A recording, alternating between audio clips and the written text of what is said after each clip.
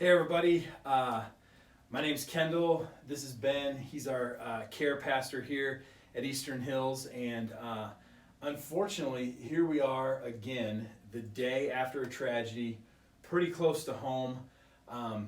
Just what do we do with this? Having hard conversations with each other, with our kids, all of those things. So Ben, you and I have kind of put together a few ideas of how do you talk this through with your kids, and how do you give them the ways to understand and feel okay in the middle of tragic stuff like this. Right. So, go ahead. Yeah, one of the first things that we have to do is assure our kids that they are safe. Whether that's at home or at school, that you are doing everything in your power to keep your kids safe. The teachers at school are doing everything in their power to keep school safe. So assure your kids that they're safe. If you have to have conversations with coworkers about safety, have those conversations. Yeah. No one woke up yesterday thinking that they were going to go to the grocery store and have tragedy happen. Yeah. For sure. And I think, some of these other things we're going to talk about, the most important thing to think of, and we're going to offer some suggestions here in a link underneath this video, but is to make sure you're having those conversations in a developmentally appropriate way for your kids. You're going to talk to your high school, middle school students different than you are your elementary school or your preschool age kids. Yet maybe they all have kind of information about this. They've gone to school today and they've heard about what happened yesterday. They've heard things. So what are some of those ways that we might talk differently to our kids, yet trying to be as honest and open as we possibly can with them?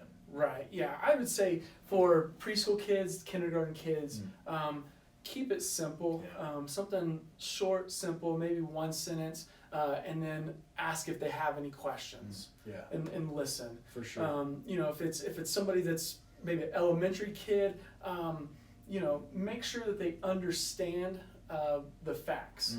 They don't need to know all the details, but just something that that they know to be real.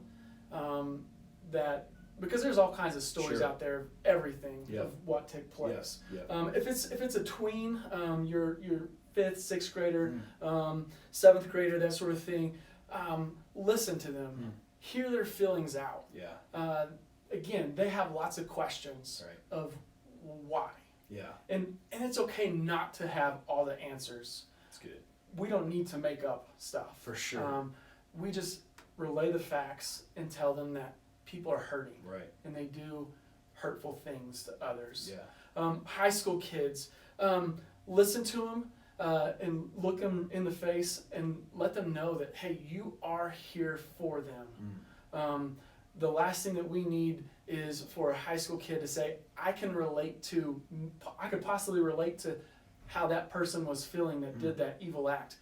They need somebody that will listen to them, that will care for them. And so have those conversations, make sure that we're listening, and not just, hey, we're going to talk and then you do all the talking. Right. Yeah, that's good. I think like high school and middle school kids, they've probably, even maybe you didn't realize this had gone on until you woke up this morning. If they're on social media, they probably saw this yesterday. They got the information on their own. You didn't have to tell them about it, but they might think different ways about it. Like you said, some of them might think, I understand where this person's coming from. If they're in a dark place themselves, we want to get them help. If they're just really emotional or really scared, we have to understand that too. I think it's important for us to ask questions, to like, how are you feeling about this? But allow our kids to ask us questions too. And like, this is such a good suggestion. We don't have to have all the answers. We don't have to try and solve things for them, but just to let them know it's okay to ask those questions. So absolutely. Yeah. Kendall, I think also we have to, especially as parents, we have to turn off the TV. Our kids are being inundated with technology, media, and not all of it's accurate. But it's somewhere along the narrative of the story, and it's not healthy for it's not healthy for us. As adults, it can't be healthy for. That's good. I think I even saw that at my house last night. When you hear about this, you turn on the TV, you want to make it, but sometimes I think for kids that can be too much. It can be overwhelming, especially for little kids, like or the notifications on your phone or your Twitter feed or your Instagram feed. That's really good. Absolutely, yeah. And again, make sure that you give your kids ask them, hey, how are you feeling? Ask them, what do they know about this? Sure. We have to have these conversations. Right. Then the last thing I was thinking is, what if we kind of flip the script? And what if we take this opportunity to do something good for somebody else? I was even thinking, maybe your family, bake some cookies and bring them down to your local police station and tell them, hey, we're praying for you. We know that you guys this is an ongoing daily thing for you. Whatever it is, find a way to do something nice for someone around you, to do something good, kind of to combat and drive back the evil in this world. Right, yeah. It's always good to do something for someone else. It makes you actually take your mind off of what's happening and feel like you are contributing to the cause. Cool. Well, Ben, those are great suggestions. Like we said, we're going to have some more links and some more opportunities to read some articles, whatever, in the comments below this video. But and it is discouraging coming back and having these conversations over and over again. So if there's any way that we can help out as a church, don't hesitate to reach out to us, ehills.org/care.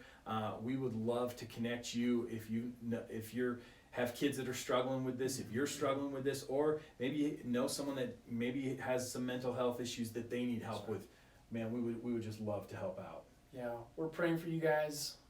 We love everyone, love all of you guys, and we want to be helpful in this time. So please let us know. Thanks for taking a minute to watch our video.